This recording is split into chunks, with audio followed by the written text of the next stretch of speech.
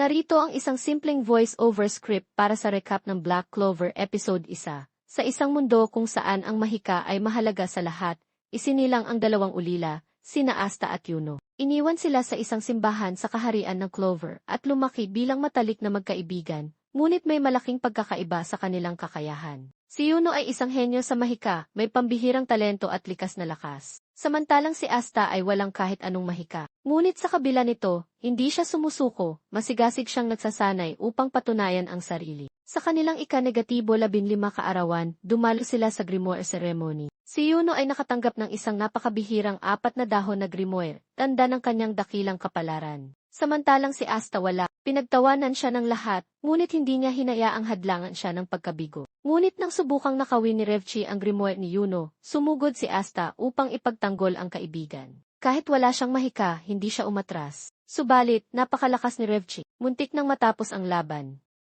Hanggang sa marinig niya ang tinig ni Yuno, dahil sa kanyang matinding determinasyon, isang mahiwagang 5 dahon na Grimoire ang lumitaw sa harapan ni Asta. Isang espada na may kapangyarihang anti-magic ang kanyang nakuha, ang tanging sandatang kayang lumaban sa mahika mismo. Sa pamamagitan nito, natalo ni Asta si Revchi. Muling binalikan ng magkaibigan ang kanilang pangako, isa sa kanila ang magiging Wizard King. At kung hindi ka pa nakasubscribe, pindutin ang notification bell para update ka sa susunod na kabanata.